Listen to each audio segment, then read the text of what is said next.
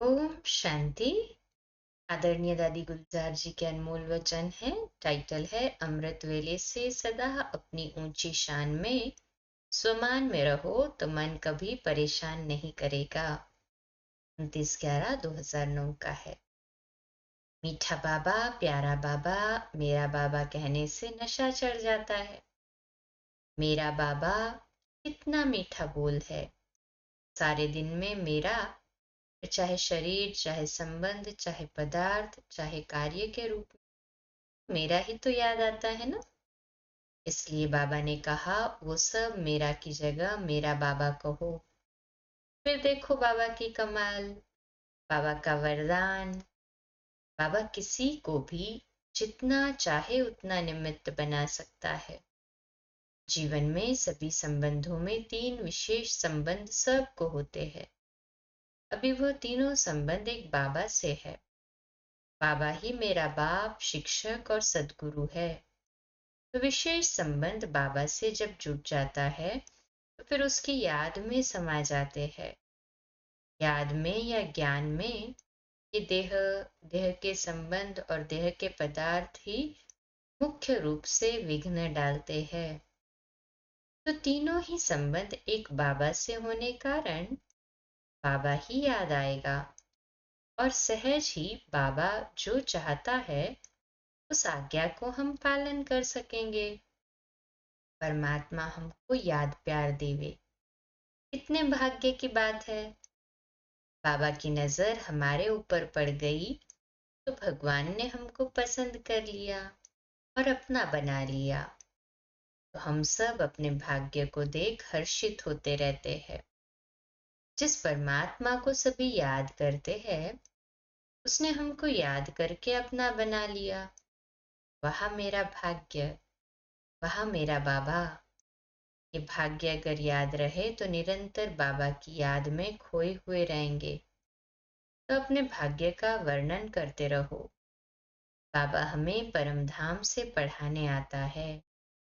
रोज 3-4 page का पत्र अर्थात मुरली लिखता है, जिसमें नंबरवार होते भी सभी को मीठे मीठे बच्चे कहकर अपने समान मीठा बना रहा है। ऐसा बाप, ऐसा शिक्षक, ऐसा सद्गुरु और कहाँ मिलेगा। वो गुरु कहेगा पहले तो कांध नीचे करो, फिर कोई न कोई आयुष्मान भव, पुत्रवान भव का वरदान देगा।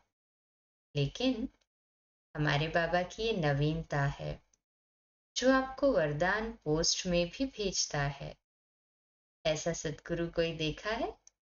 इसलिए सद्गुरु को भी याद करो, शिक्षक को भी याद करो और बाप को भी याद करो। स्थूल में भी किसी चीज से प्यार होगा तो भूलेगा नहीं। जो चीज से प्यार होगा वो चीज सामने न भी हो तो भी याद आएगी। ऐसे ही बाबा से प्यार है तो बाप को कभी भूल ही नहीं सकता। तो ऐसे बाबा से जिगरी दिल का प्यार होना चाहिए। जिसकी दिल साफ और सच्ची होगी उसको बाप ऑटोमेटिकली याद आएगा, क्योंकि बाप भी सच्चा है ना। ऐसा बाबा हम सबको मिला है, कितनी खुशी की बात है।